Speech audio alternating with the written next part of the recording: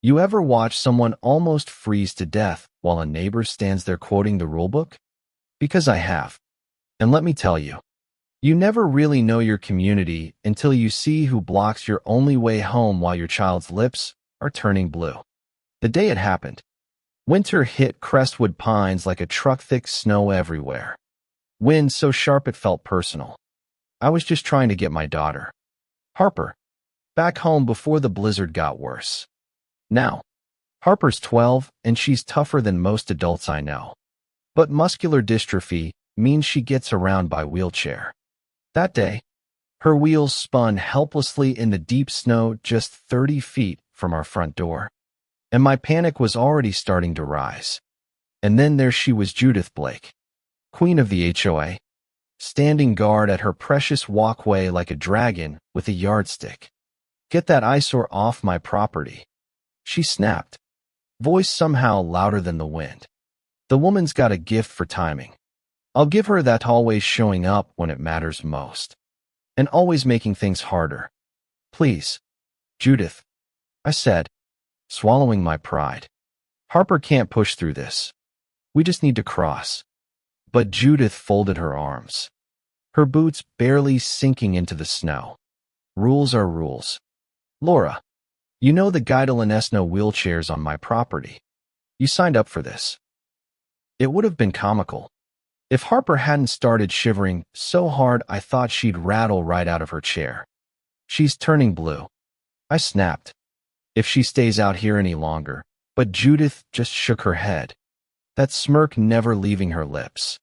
"Not my problem. If you cared about the rules, maybe you wouldn't be in this mess." People started watching. Mrs. Park peered out from behind her curtains. Mr. Evans, shovel in hand, stood frozen mid-step. But no one dared cross Judith. That's when Harper slumped over, whispering, "Mom, I can't feel my fingers." And something inside me broke.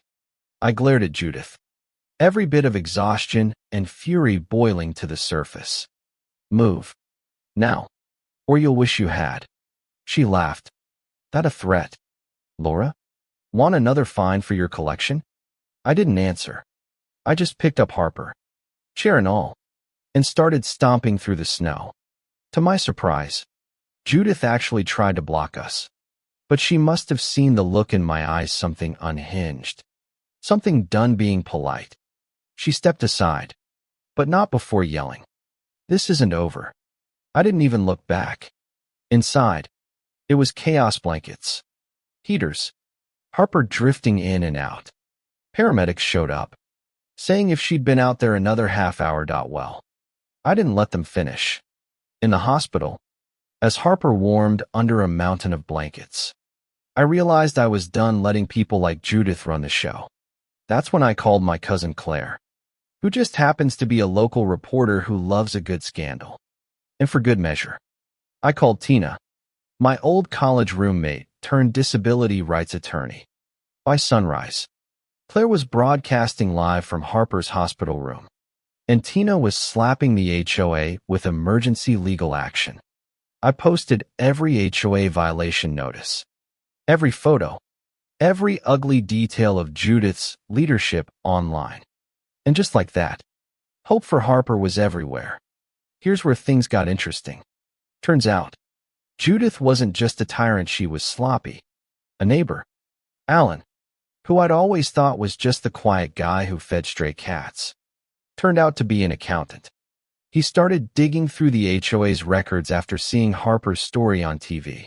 Turns out, Judith had been siphoning off HOA funds for years, remodeling her kitchen, paying for weekend getaways. You name it. Alan brought his evidence to the emergency HOA meeting that week. I'd never seen the community center so packed.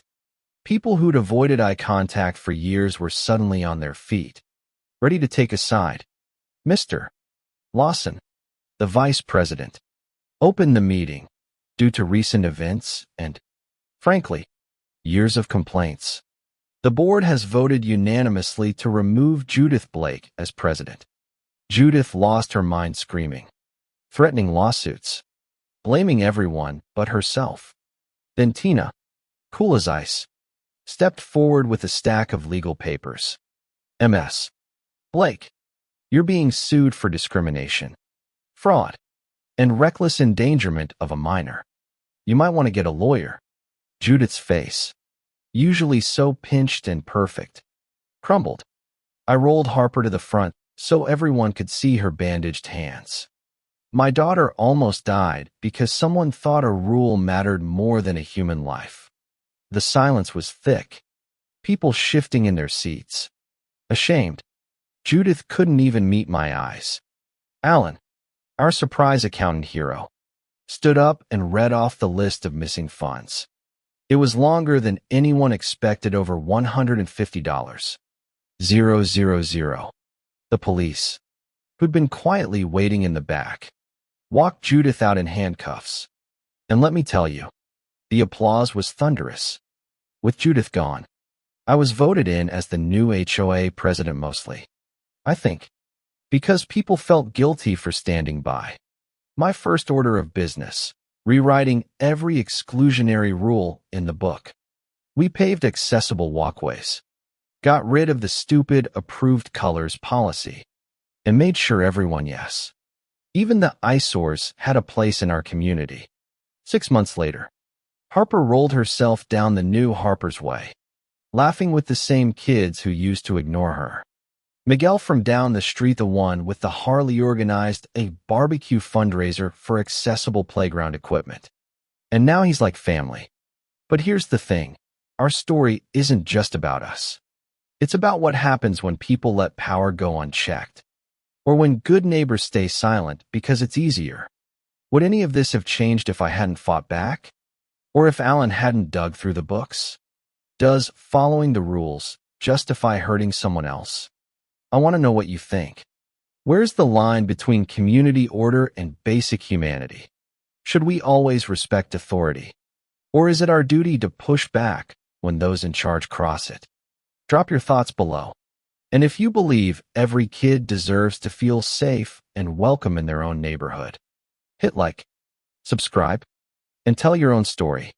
Let's make sure nobody ever gets left out in the cold again.